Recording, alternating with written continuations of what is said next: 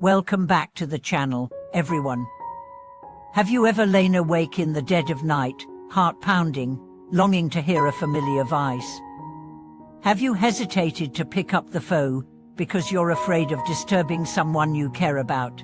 Tonight, we'll explore why having that one person in your life whom you can call at any hour without fear or apology is more precious than all our daytime connections combined, and how you can both find and become that pillar of support for someone else. In this video, we'll dive into two key insights right from the start. First, the mere knowledge that you have a go-to soul in your corner can lower stress hormones and bring immediate calm. Second, cultivating such a bond isn't accidental, it's built through consistent small acts of care and genuine listening. From here on, I share vivid stories and practical strategies to help you recognize who that person is in your life, how to nurture that relationship, and how to extend the same safety net to those you love. We'll weave in psychological research, real-life anecdotes, and actionable rituals that you can start tonight. Imagine the next time you find yourself wide awake at 3 in the morning, mind racing over deadlines, relationships, or yesterday's regrets. In that moment, your heart may ache for a voice that says, "I hear. You're not alone." Neuroscientists have discovered that simply anticipating social support, knowing you could reach out, triggers the release of oxytocin, the so-called bonding hormone, and simultaneously lowers cortisol, the primary stress hormone. In one study, participants who believed a friend was available by phone before undergoing a mild stress test exhibited significantly calmer heart rates and quicker emotional recovery. This means that even before you dial the number, your body begins to relax, as though your nervous system tunes itself to the soothing frequency of connection. Let me tell you about Tom, a software engineer whose nights were once a battleground of anxiety. Every notification ping made him jump, afraid of bad news, and he found himself trapped in cycles of insomnia. Then one evening, on a whim, he texted his childhood friend Mai, "Hey, if you're up, can I call?"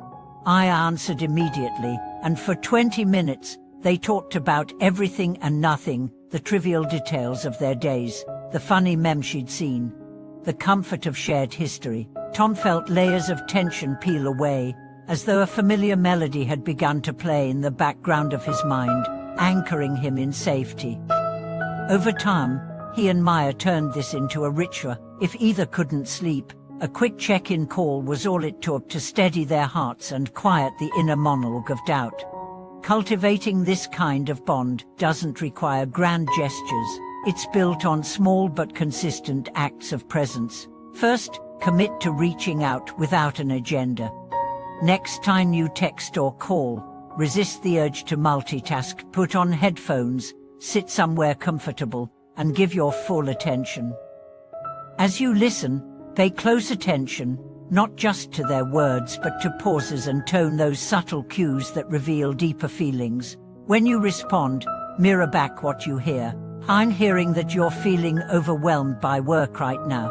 That must be exhausting." This simple technique, known as reflective listening, conveys genuine care and creates an emotional feedback loop that strengthens trust.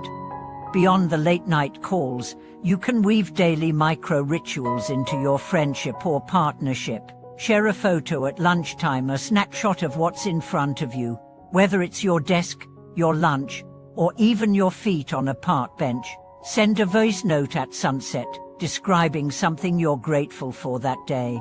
These rituals prime your brain to think of that person as a safe haven, increasing the accessibility of that sleep call connection when you need it most.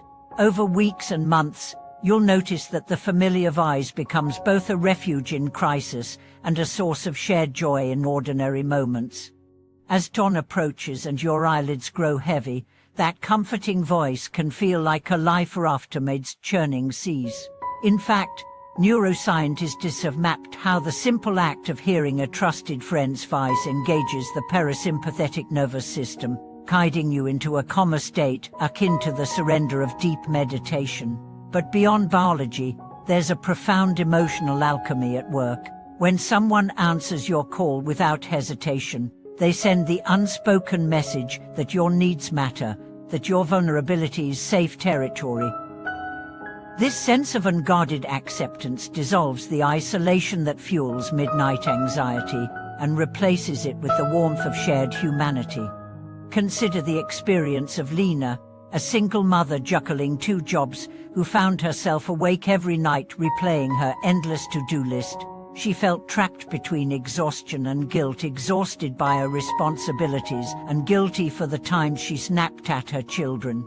One evening, on a whim, she reached out to her older sister, Priya, sending a brief message, "I can't sleep.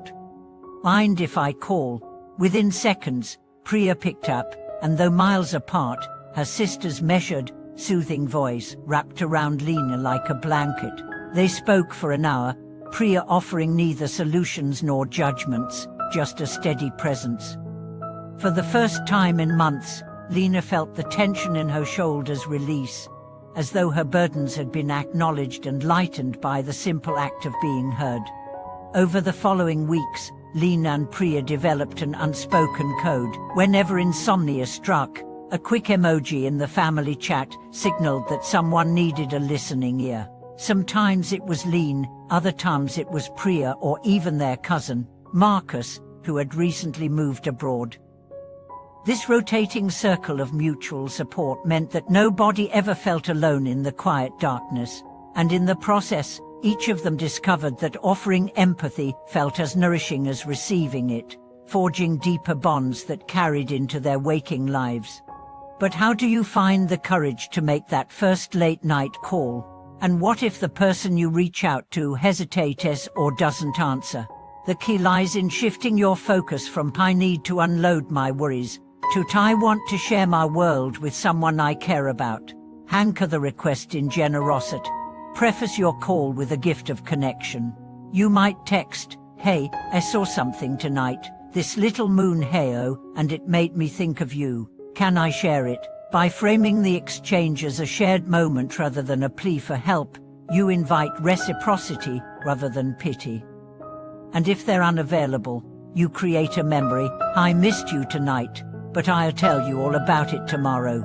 This gentle persistence signals that you value the relationship enough to keep trying, without demanding immediate availability. As more of these moments accumulate, you'll notice a change in your own inner narrative. The midnight hours lose their ominous quality. Instead of a battleground of fears, they become a canvas for connection. You'll begin to look forward to the quiet check-ins, knowing that they offer not only solace, but also a chance to deepen your empathy muscles.